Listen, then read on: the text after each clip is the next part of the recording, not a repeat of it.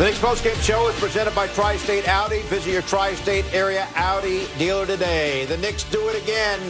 Mikal Bridges does it again. 22 points, 11 of 15 shooting. Jalen Brunson goes for 30, 12 in the third quarter.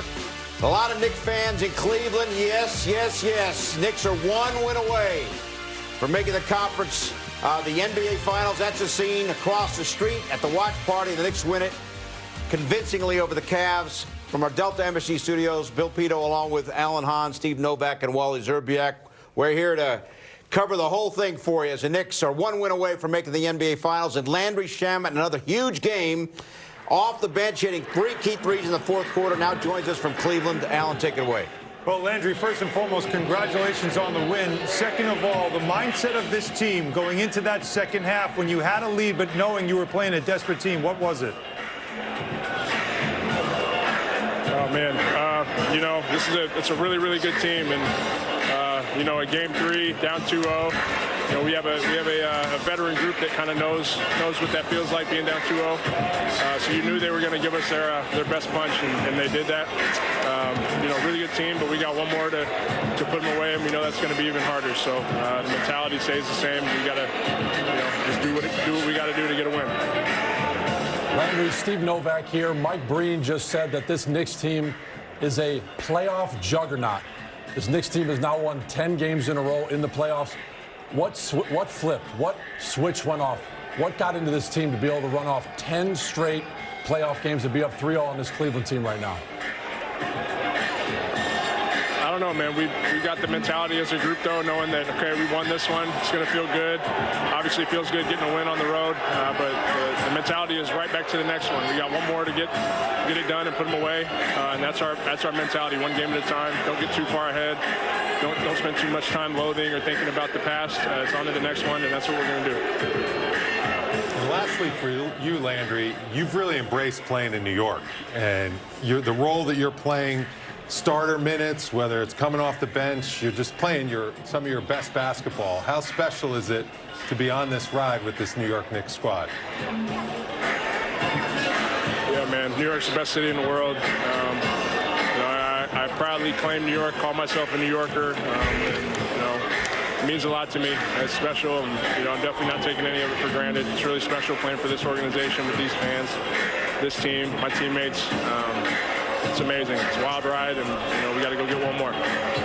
Landry, thank you so much for stopping by. Congrats on another major contribution to a Knicks win. Good luck on Monday, okay? Thank you, guys. Appreciate it. All right, tonight's thrilling moment brought to you by FanDuel Casino. Get your thrill on. And Steve, Landry Shamet, 14 points in the game, hit 3 of his 4 threes in the fourth quarter. You've got to have guys step up and have big performances if you're going to make a run into the Eastern Conference Finals, into the finals. He was that guy in Game 1. 3 big threes, was a plus 25 in those minutes. Again tonight, getting hot, shooting the 3-ball, shooting it from the perimeter, the spacing that you create for your stars. And it ends up being, when they pointed out on the broadcast, Tim Legler said all 5 starters for this Knicks team are playing really well. They're all at the top of their game. I think that we've seen that. When you run off 10 straight games in the playoffs, I think you do have to have a lot of guys playing well, and Landry's been one of those guys, even though he's not a starter. No, I agree. He's just embraced whatever role he's been asked to do. He can be the 9th man off the bench. He can be the 6th man off the bench. He could start. It doesn't matter. He just comes out, plays with real intensity on the defensive end of the floor. That's where you see his quickness, his effort. He fights over those screens like nobody else on the team. And then offensively, 3 threes in the fourth quarter. I mean, these aren't just like, oh, you get in the game. These are key baskets that are breaking the absolute back of Kenny Atkinson and the Cavaliers. Kenny's got to be thinking to himself, where's Sam Merrill doing this? Where's Max Strus doing this? I got Landry Shamet coming off their bench. He's out playing my guys off my bench. I got no chance against this starting 5 that's playing at such a high level. Just a phenomenal effort, top to bottom, by this team, the way they continue to answer the bell. It's 2 of the 3 games that Landry Shamet in the second half has made back-breaking threes, big-time clutch threes for the Knicks when it was time to put the game away. Shamet Game 1, Hart Game 2, Shamet Game 3. Again, I don't know if it's fatigue or whatever it is, guys. You guys are the former players. That was a big theme coming into the series. Knicks only up 6 at the half. blew it wide open in the second half for the third straight game, Steve. I really do think it just shows who this team is, what they're about, the focus level that they have. Look at the crispness of the passes. You're talking about coming out of halftime. You know usually there is the coach's message, whatever it was. Sometimes he's yelling at guys. Other times he's putting in adjustments and making schemes. It feels to me when this Knicks team has come out of the locker room in the second half, they've all held themselves accountable. They've all been sharp. They've all been willing to play whatever role has been asked of them, and it's been different in different games. But for them to come out as sharp as it did in these second halves, it has been backbreakers, and it has made the difference in all 3 games. And, Bill, I don't think it's fatigue in the Cleveland's case. They were at home. I just think it was excellent execution on both ends of the floor by the Knicks. Their connectivity on the defensive end of the floor, they are in the right spots, help position. Every single guy is forming a shell like Mike Brown talks about.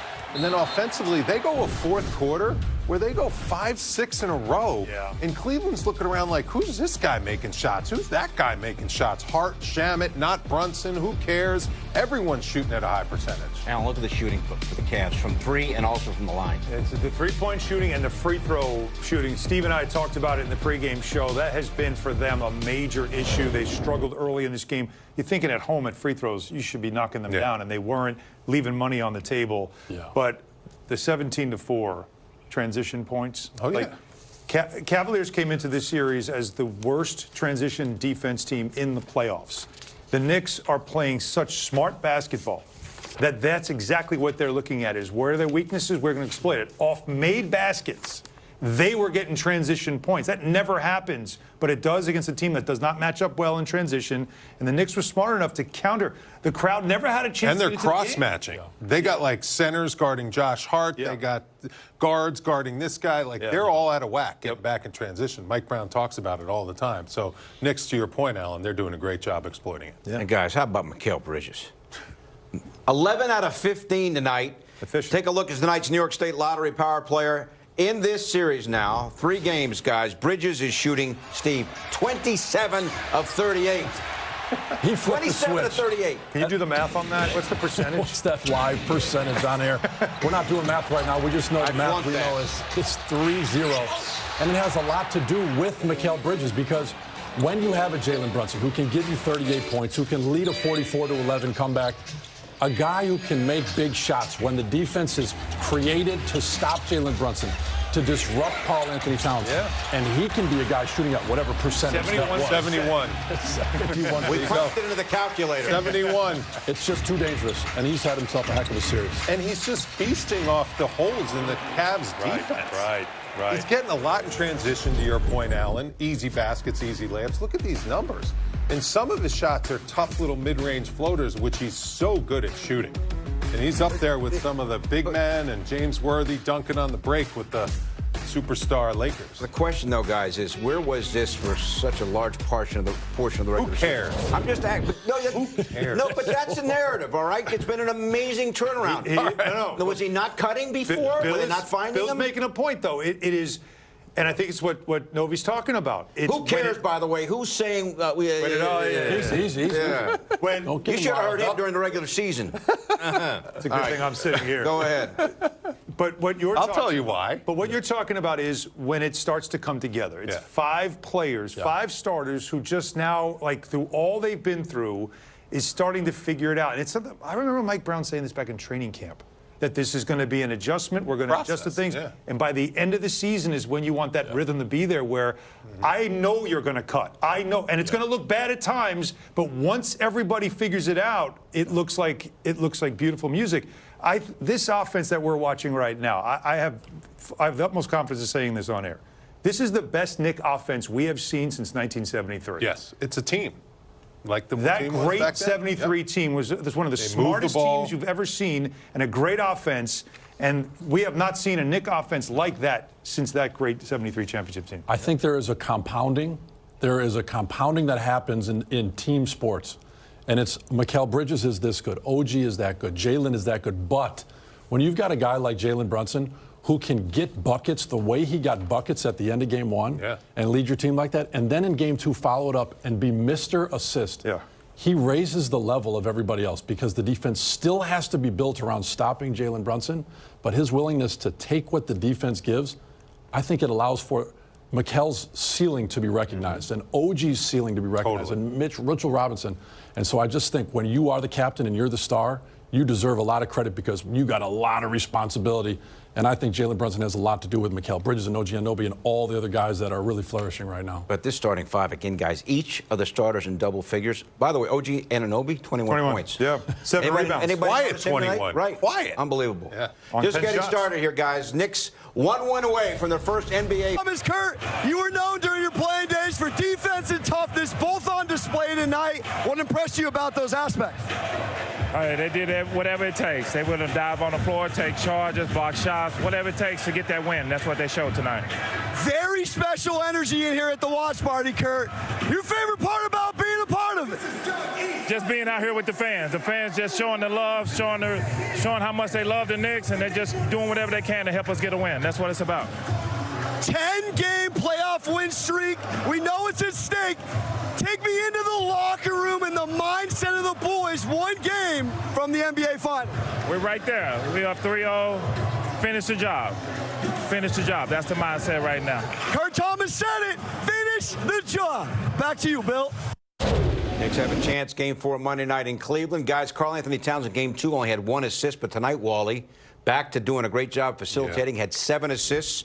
Time for tonight's line drop, dime drop, presented by Corona. Cat with 7 assists, some beauties. Yeah, and the defense and rebounding, just anchoring the D, not hunting shots, not being selfish, even though he's a 6, 7-time all-star, whatever it is. Look at these dimes. How about the cutting off of that, though, right? Well, he has such good ESP with Bridges and Anunoby that he can really facilitate pass. And to answer your question, what changed with Bridges, I think when the offense flipped and it became more Cat with the ball, more Josh Hart with the ball, not as much Jalen Brunson just handling the ball most of the game, that's when Bridges' game just exploded because Bridges can really cut. He's really smart at finishing those little floaters 5, 10 feet from the basket. And as a result, like, these guys are just playing for each other and making each other better. But that's where I think Bridges' game was unlocked, when he was able to really be exploited with his cutting. And one thing about Towns to talk about, along with, of course, the 13, the 8, 7 assists, how about the fact that he had 3 steals and a block? I mean, his defense is not talked about nearly enough. And I think defensively, the subtle things he's doing defensively stands out. That's a big front line. And they get a lot of layups. They get a lot of drives and kicks and stuff. He has to be involved defensively. And there were a couple of times where it looked like they were in the paint. He just got a little hand in there, got a deflection. 3 steals and a block for him. That's a huge addition to what he also brings to the game offensively. You know it is, and I just think also the skill set is sometimes more important than the actual production. If you know you have Cat on the perimeter and you're pulling a Jared Allen, a Mobley, and you're creating that space, he doesn't have to make the shots to have created the space on the interior. You talked about the cutting, and the guys are inspired to cut when Cat has the ball because he's shown a willingness to pass, a willingness to be the facilitator up top. And so he doesn't have to make shots to essentially be at a huge advantage and create that spacing. And so I think you're seeing the 5-man who can shoot it. You have to have that to be a great team in this league. So much. Ton of spacing. Yeah. All right, guys, Monica McNutt helped call the game on the radio on ESPN New York. She now joins us from Cleveland. What's up, Monica? What are you thinking about? What is up, y'all? This is just so much fun. I'm very giddy. Novak, to Novak's point that he was just making, we were talking about the same thing with Dan Grassa, Tyler, and I on the radio because we highlighted OG Anunoby coming back tonight, 6 of 10 from the field and 21 points, and I think that's exactly right. Even when you look at what Mikal Bridges has done, the way that the ball is moving, right, the level of focus that the guys are playing with, and let's be honest, as hoopers, you see the ball go in one time and you're going to get it back. You're feeling good, and so I'm just so impressed with the 27 assists from this group. Again, not quite a less than 100 performance, but keeping a team under 110 in this game, obviously under 100 in Game 3. Like, y'all, the word on the interwebs with all the kids right now is flow state. As a collective, the team is in their flow state. I like that. That's a word I'm going to have to write down and say to my kids and see if I sound cool. I won't, but I'm going to try it anyway, Mon. I want to know, though, speaking of sound, because there was so much talk about, the Knicks fans traveling so well. You're in the arena. There was a lot of pregame chatter about Knicks fans infiltrating even as far as Cleveland. We heard it late in the game now. We did hear the Knicks fans, but what was the atmosphere like in that building? Because the Cavs sounded like they were very concerned about it before the game. Well, it was not quite like a regular season game in some of the places that we call MSG South, but I will say in that third quarter in particular, there were some MVP chants. We heard a Knicks in 4 chant at one point. Now, the entertainment staff here at Rocket Arena is very clever. As soon as the Knicks fans got going, they put something on that would get their fans going, so it was a little bit of a duel, but definitely audible MVP chants, audible Knicks in 4 chants, and I even think we heard a Let's Go Knicks chant down the stretch as the Cavs fans were starting to leave the building. Well, and Monica, as this game wrapped up, we kind of had a look outside of MSG. There were thousands of people pouring out from the watch party, and you just saw the energy that was here. But it seemed like we did an interview with the walk-off with Landry Shamet, and he seemed to still be very calm. At the end of the game, there wasn't a lot of jumping around or high-fiving. There still seems to be this calm in the eye of all the guys on the Knicks. All the fans, and all of us included, I think, are having an incredible time watching this team. But what is your sense just being close to the team, traveling with them, with their demeanor right now? You know, our captain, Novi, is a guy who derives from the Kobe tree, right? Jalen Brunson wears Kobe Bryant's shoes. He's got his shoes at a young age. And in the famous words of the Mamba, the job's not done yet. And I think that's how this team is approaching it. I also would add, excuse me, that Mike Brown, as experienced, as one of those head coaches on the team that has rattled off a double-digit consecutive win streak in the postseason, he has done an excellent job of warding off complacency or enthusiasm to the degree that you think that you have arrived. And I think this team, when you're hearing these guys postseason say, or post-game, excuse me, say, we got to play with urgency, we got to play like they're desperate, that they must be meditating on that, putting it in their sound machines when they take naps, because they really are coming out with the level of desperation that I think is so very impressive in terms of matching the moment. Monica, Mikal Bridges is shooting 71% in this series, playing incredible basketball. What do you think the difference is from, earlier on in the playoffs and the regular season? Wally, you tell me, bro, because what? Like, this young man, listen, I will say this. I think it goes back to how we started. If I can settle down, because everybody's being focused, I need to stay focused too. I think he's a guy that has been able to perform on the biggest stage of the season. And we know that confidence begets more confidence, right? And so each series now, he has shown up and continues to show up, and his teammates are looking for him. I think the wrinkles in the offense that we saw versus Atlanta and Philly unlocked him, because he's much better off the move than he is off the standstill in my mind. And now that these guys are casually putting up 27-assist games and everybody's sort of on the move, I thought tonight he had a few moves where he just kept his dribble alive and they hit him with a step back. I'm like, wait, who is that? But I'll take it. I love it. I just think these guys really, I don't know how to articulate it, y'all, other than them being in a flow state. And we hear about this when we watch The Last Dance or insert documentary on your favorite sports team. This is sort of what happens. They have put in the work to lay the foundation, and then ultimately you're able to perform based on that foundation. May you maintain your flow state for the next couple of games, couple of days in Cleveland prior to Game 4 on Monday, okay? Get the meditation in the AirPods and let it roll, all right? All that. Sounds good. All right, fans, enjoy the... What do you got, Steve? Let's roll. Let's roll, baby. We're talking about our guy, Jalen Brunson, the plays that he was making, and I just think the beauty of allowing the plays to develop and finding the shooters and really keeping the spacing. And so it's so beautiful just to see.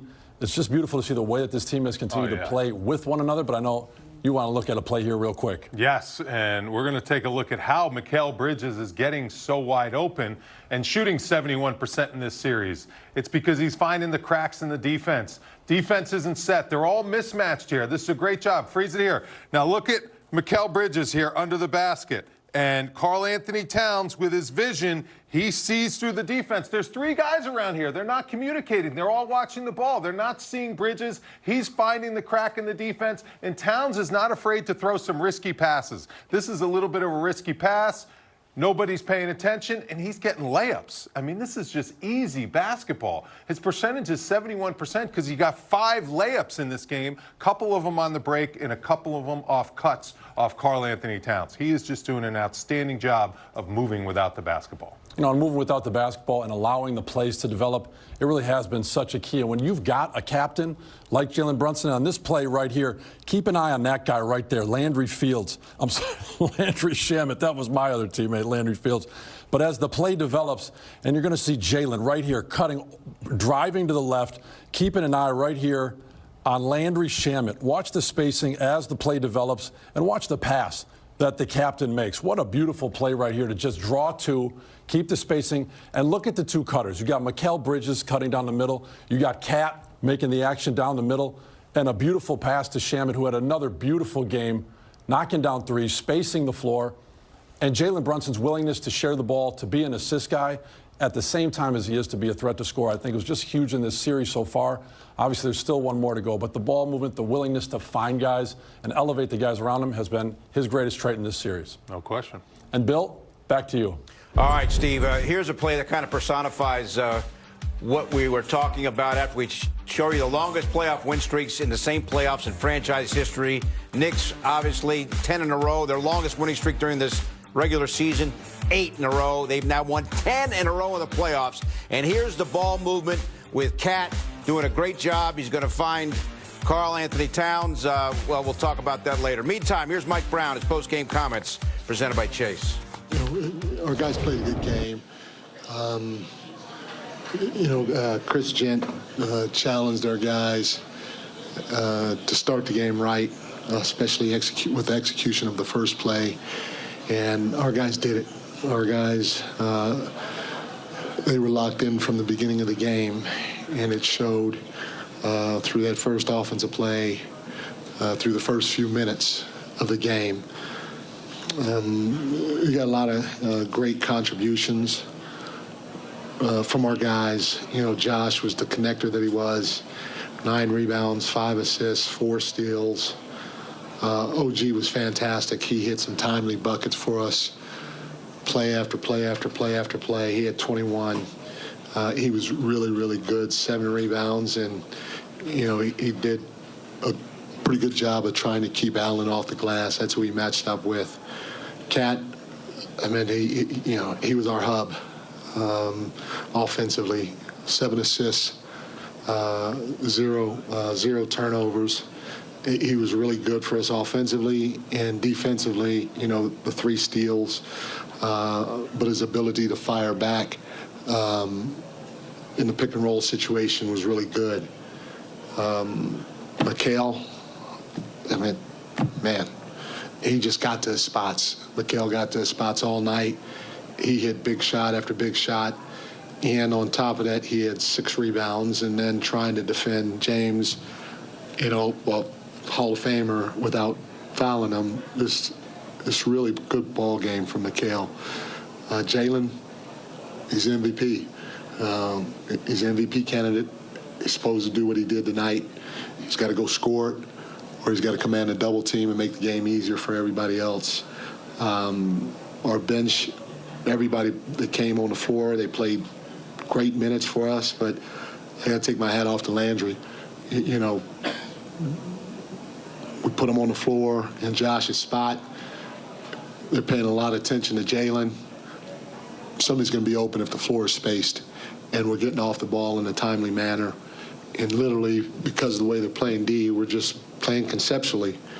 We're really trying to play fast, trying to space the floor the right way, trying to touch the paint, trying to make quick decisions with the basketball. So our guys are just doing a great job playing out of our concepts, especially when they're blitzing, soft blitzing, kind of zoning up, and doing different things defensively. But Landry was huge. And then, you know, on the other end of the floor, he's got to match up with a guy like Donovan Mitchell, which is a tough cover for anybody. And you're not going to stop him, but you got to work your tail off. And Landry's trying to work. You know, 2 things happened in the second half. I thought throughout the whole game, I thought we did a good job of trying to play fast. We want to play fast against these guys at every opportunity we can get.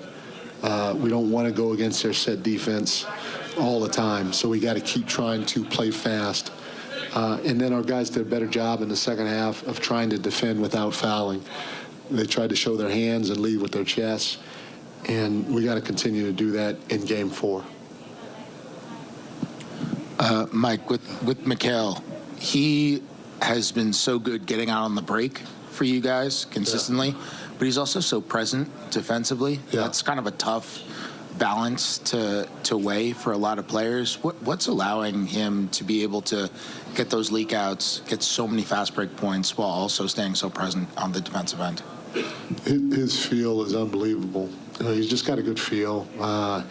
He's doing that on his own. He's picking and choosing when to go, just like he's picking and choosing when to look for his shot when we call his number. We need him to continue to do that. You know, I told him and OG, because I don't call a ton of play calls, you guys got to find different ways to impose your will on the game. And they're both doing a phenomenal job of imposing their will on the game. Mike, if I'm correct, that's 10 in a row now for you guys in the playoffs, and of those 10, only one has been a single-digit win. You've won all these by 10, 20, 30. There's a 50-point win in there. When you look at the path that you guys have had, do you feel like did you expect it to be, I don't want to characterize it as easy because I know it's not easy, but does it feel like it's kind of been, you know, a little bit on the easier end? No, not at all. This is hard. We're playing good teams. I said this before. We're playing a team right now that has 4 NBA All-Stars and 2 of the best shooters in the league on top of those 4 NBA All-Stars, and they have a fantastic coach in Kenny Atkinson. There's nothing easy about this. I got to give our guys credit, though. Our guys are trying to stay locked in and focus on the details, and I got to give my staff credit. My staff has been fantastic. Chris Gent, Rick Brunson, Brendan O'Connor, Darren Herman, TJ Saint, Ricky Foy, all those guys. They've been freaking awesome. And, you know, we got to keep trying to stay locked in and see if we can get another win. It's just one game at a time, but there's nothing easy about this. Continue to score the ball, and it's amazing how you have the #1 rated defense in the playoffs right now.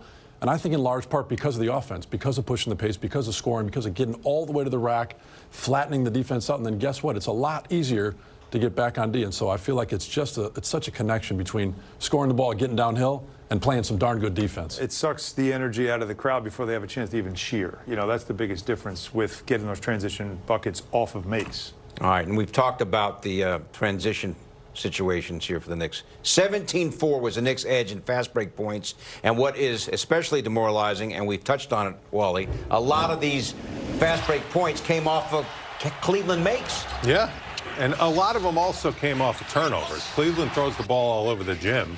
So the Knicks, when they get those loose balls, look, off turnovers. There you go. Yep. Look at the way they look to turn those points off turnovers into easy baskets in transition. They have the freedom to shoot quick and often as much as they want. Look at Jalen Brunson firing the ball up the floor. I mean, Mike Brown constantly implores his guys, get the ball up the floor, get the ball up the floor, put the pressure on. But they don't always do it like this, Wally. No, they don't. And this Cavalier team, they don't know what hit them. And to give up that many transition points and get dominated in that energy area on your home floor, that's a little bit of a surprise. Right. Normally at home, that's when you're high flying. That's when you're sprinting up and down the floor. That's when it's easier to get back on defense because, you know, you have that energy and that fight with the crowd behind you. I mean, these type of plays are just too easy. And when you're down 2-1-0 in a series, you can't be giving the Knicks easy baskets in transition if you want to get back in this series. And that's one of the reasons why the Knicks won a game that the Cavs really needed. All right, I got a note here. It's amazing. The Knicks plus 225-point differential, the best by any team over a 10-game span in the NBA history. Regular season or playoffs. Any 10-game stretch. Plus 225. It's amazing. It's awesome. We got to step back and just, I mean. It's why I said it. I'll say it again. This is the best Knick offense we have seen since the 1973 championship team that had 7 Hall of Famers on it. That was one of the great unselfish ball movement passing teams you'll ever see in the history of the sport. And the Knicks offense it's resembling that. Clyde himself said that when he was talking about what he sees with this offense, and he said it a couple of games ago. Can only imagine what he's saying now. Mm-hmm. So the question for Kenny Atkinson is, what do you have? I thought their physicality really got us, you know, turned us over, early. They were into the ball, very handsy. The whole grab and hold thing, which is part of it, and we struggled to play through that physicality tonight. Why do you think that you guys in this series, and especially tonight, have struggled from the perimeter shooting the basket? Yeah, I don't know. I'm sure our shot quality was good again, just not going down, and you got to run back, keep running back on defense. It puts a lot of pressure on your defense, especially a really good offensive team like that. Yeah, I think Fred was telling me before the game, like, your expected shooting percentage is like 8. Yeah. Going into tonight, it was like 8 points lower than what it should be. So, I mean, that speaks to what you've been saying. I think we won the expected all 3 games. Yeah. So it's just, but there's expected and real. This is where we always get into that conversations, Joe. So, but they took, they were the more physical team tonight. I think their physicality and energy, and we just couldn't get to that level to combat it. I think the turnovers hurt us, Joe, and I think Shamet getting loose there. They had a role player step up on the road. But there was no, whatever the stats say tonight, they were the much better team. Obviously, you're not in a position yet to be, or wanting to congratulate them, but do you feel like they're really shown to be a very, very good team? Yeah, they're playing great basketball. I mean, nine playoff wins in a row. I mean, that's I don't know. That's really hard to do. They're on a hell of a run. We haven't been able to stop the momentum. We had one chance in that first game, I thought, to stop it, but they, haven't been able to halt their momentum. Winning streak is in a spot to not have to gamble and still be getting all these deflections and blocks, and that's what Mike Brown really preaches to his guys. Gambling is going to lead to more points than it's going to lead points on the offensive end for you. But if you play good, solid team shell defense and you're in the right help positions, Cleveland's going to throw the ball all over the place. And that's when you're going to get your steals and you're going to be able to go to the other end of the floor. So this team is just so connected on that end. Steve, 10 steals, is that the result of not gambling? I mean, don't you have to gamble at some point to get 10 steals? At times you do, and I think you like that as a coach. Sometimes you want your guys to be solid. At other times you say take those chances and go for it. I just think there's such a connectivity that guys are picking their spots at the right times. They know when to do it. And there's also a desperation, it seems like, that's being played with on the defensive end. And that desperation is leading to on-ball deflections that a lot of times is then someone else getting the steal. And it's the extra efforts. It's the effort to go get that deflection and then guys rotating quick and making those steals. And I do think against, right now in this playoffs, this is the #1 rated defensive team. The Knicks are playing outstanding with connectivity, and the steals really do tell the story. Of the 10 steals, Hart had 4 of them. Here's Josh Hart now after the game.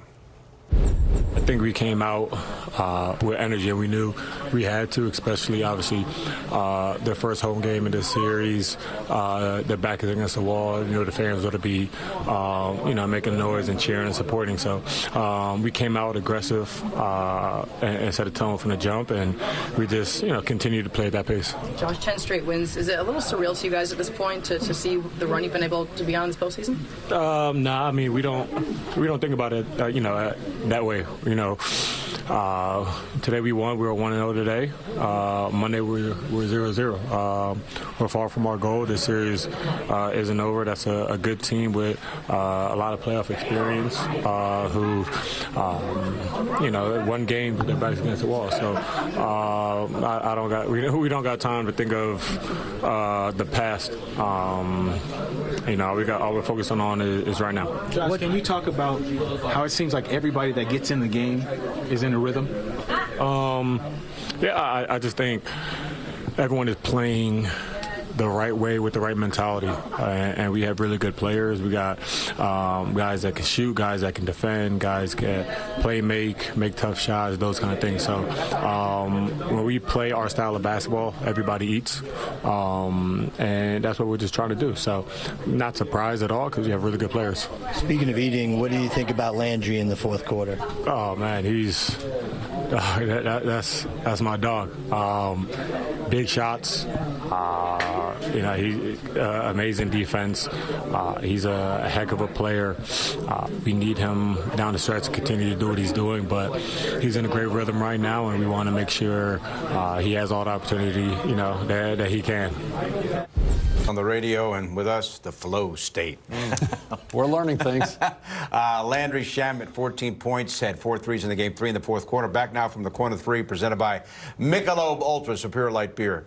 Such is the level of the Knicks' balance and all of the different storylines that we haven't even talked about Jalen Brunson. What'd he do? And Jalen Brunson had 30 points. Oh, that's right. Another 30-point playoff game. Okay. Like ho-hum, Makes right? it look easy. It's just what he does. Yeah. Literally what he does. He also got to the free throw line in this game, which was a good sign, and hit 10 of 12 when he got to the line. But it really was within the flow, right? Speaking of flow state, fellas, it really was. This offense wasn't much ISO. It was flow state. It was, and it was, how tough was some of the shot making that he had? Sometimes it was bigs on him, like Jared Allen getting a hand in his face. Other times it was Evan Mobley, and it just seemed like even on those possessions with Schroeder, you would think he was a Brunson stopper if you listen to what he said, and there was nothing anyone could do. And like you guys said, we're joking, but another 30-point performance when it matters in a huge game. Look at how quick he looks, too. Yeah. I mean, he's flying around the court, blowing by guys. He's as fresh as I've seen him. He looks inspired by this offense. He really looks like he's having fun playing it. I mean, he cuts so hard, flying up and down the floor, pushing the ball up the floor like Mike Brown wants him to. And he just continues to amaze us with his playoff performances. Not easy to do this against a team every single game that knows exactly what you want to do, and they're trying to game plan against you and stop you. Unbelievable performance, again, by the captain. You talk about the flow of this offense. I don't remember Brunson getting so many shots from that baseline like that. That seems like a different totally location. Different. No, he doesn't ever get shots from there, right? No.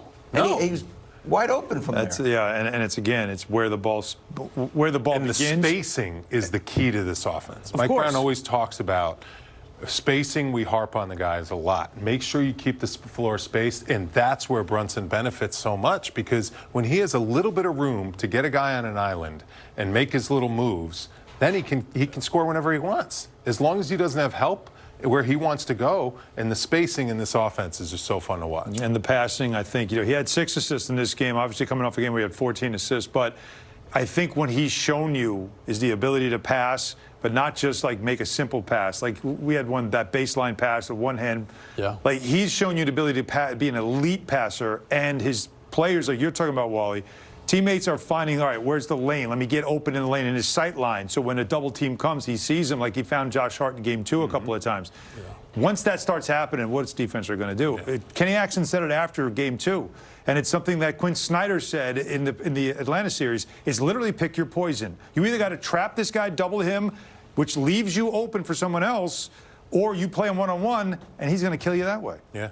OG Anunoby, best scoring game of the series with 21, 3 of 4 from down. In Cleveland, if the Knicks win, they go to the NBA Finals for the first time since 1999. After the game, though, Cat knows still some work to do.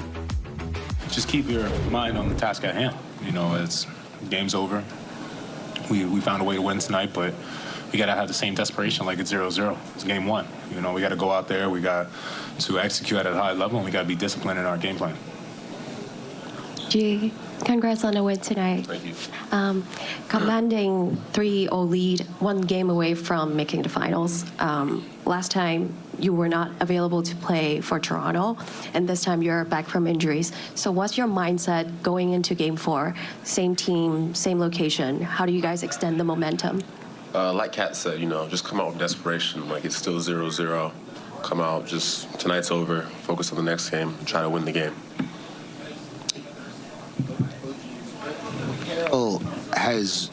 He's always good at being able to identify when to leak out in transition, and also when to stay back on defense. That's something you're good at too. He's been especially dominant in that way during this series, like just knowing when to go in transition and when to stay back on Harden. What is the art of that? Like, what makes somebody able to make that read? Where are you looking? What are you doing in order to figure out how to time that? Probably just the awareness of if we've gotten the rebound or if someone else has gotten the rebound, and then just the quick, like, just his first 3 steps, he's just gone every time. He's amazing at that. He just runs out, and guys like Cat will just throw it and hit him in stride. OG, do you feel like is this the best you've felt since, the hamstring, and just kind of what's been like the process like where the third game and it looked like the first game maybe you were kind of feeling your way a little bit? Oh, each day I start feeling better and better, We have a great medical staff. Just every day, just take it day by day, getting stronger each day. And then great team, great coaches. So it's been great. It's very collaborative. I mean, they do it in every arena. It's like Cowboys fans, just who they are. I don't think it's a Cleveland thing. It wasn't just us. You look at Philly, look at some Knicks fans are. I was one back in the day, so you know what I mean? So that had nothing to do with what we got going. Cleveland's the best fans in the world. I stand on that, you know what I'm saying? So that doesn't affect that. That doesn't label who Cleveland is. I have nothing but love for the fans in Cleveland, and we didn't get it done for our home crowd tonight. And we didn't get it done, which enables the Knicks fans to go off like they did. If we get it done, then they're silent, right? So we didn't do our part. When we ran out, they were loud, and Cleveland fans were behind us, but we didn't do our part, and that's the result. Donovan, why do you think that as a group, the shot making from beyond the arc has fallen off so much in the series for you guys? Sometimes the ball just doesn't go in. We're getting good looks. Sometimes it just doesn't go in. How much has that aspect of things affected who you guys, maybe more so tonight or defensively? I mean, yeah, you try your hardest not to let that happen, right? And then give them credit. They took those misses and got out in transition. Even off makes, they got out in transition. So it wasn't just like our half-court defense, right? They were getting out and putting us in different scenarios in transition. And when you miss shots, it gives them more of an opportunity. I mean, we shot 50% from the field, but from three, that's not necessarily as much. But when they get going in transition, and then me, Evan, James had 5 turnovers apiece, that doesn't help. They were active, and we weren't able to control that, especially their pace in transition. You know, Mitchell, of course, area native, father works for the Mets. Almost became a Knick a couple of summers ago, and worst plus minus in the game, Steve, minus 22. Yeah, and I wouldn't say it's all his fault. I do. You think he has so much responsibility. You see how much he's trying to do for this team. And I think then you look at who he's going against and the schemes defensively that are being put up against him. And that's why I think when we talk about Jalen Brunson, the job he's doing with the schemes to stop him and the inability of the Cavs' ability to stop Jalen Brunson, the job that the Knicks are doing on Donovan Mitchell, it really is impressive. 5 turnovers again tonight. And it's just very telling of how much chaos has been created by the connectivity and the desperation by the Knicks defense. Cavs really have a point guard when you look at it? James Harden. You can manufacture a point guard nowadays. You know, they're looking to score, but same with Jalen Brunson. He's a point guard that's a scoring player.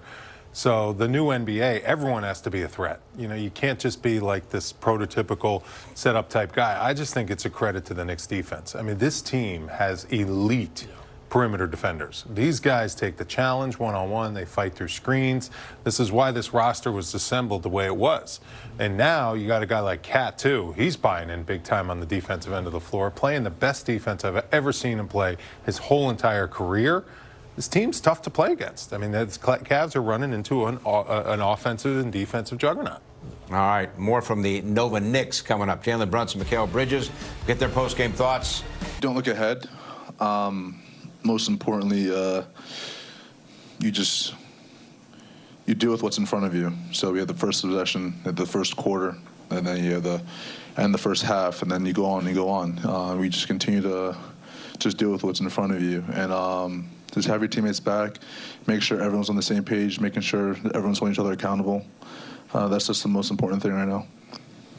Jalen, what did you think of OG tonight? Is this the best you think he's looked since the hamstring? OG's playing great. Most importantly, he's locked in, and he's doing the things that we know that he's capable of, and he's been playing great. He's looking great. Yeah, man, he's doing what he does.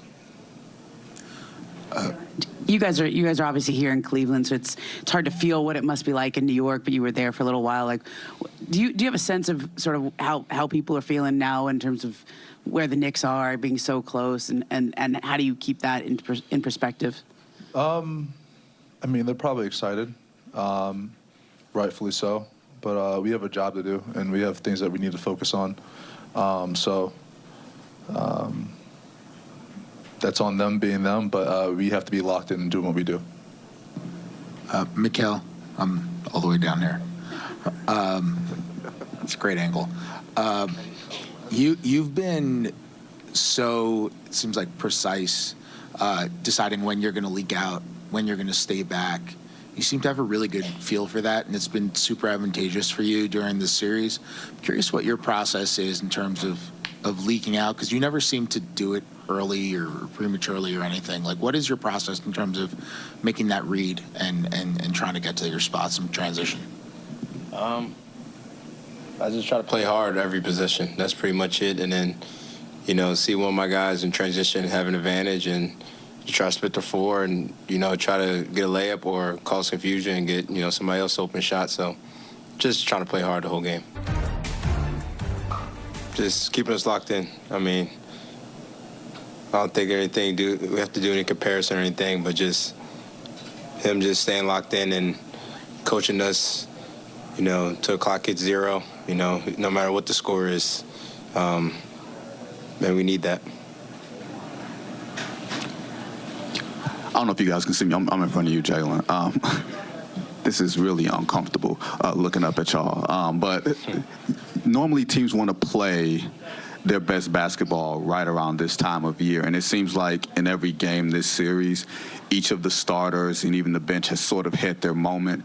Is this kind of what you guys kind of envision, getting to this point where everybody sort of has their moment and it feels like you guys have had all the answers to the test that you guys have been presented with so far? I think most importantly, we obviously had that Knicks man up mentality. But we have a bunch of individuals in that locker room who work really hard, and they're very psychotic about their work and the things they do, and making sure that their minds that they're ready physically and mentally. So when their number's called and then when there's time to go out there, they're ready. And so we have a lot of real professionals on our roster. So no matter whose number's called, someone's going to step up, someone's going to be ready. That's just the nature of who we have here. And it's been a pleasure working with these guys. I mean, it's been unbelievable. It's just a testament to their character and their work ethic. Everyone. Jalen, Minor Castillo desde la cancha. You miss a shot and you put on a poker face.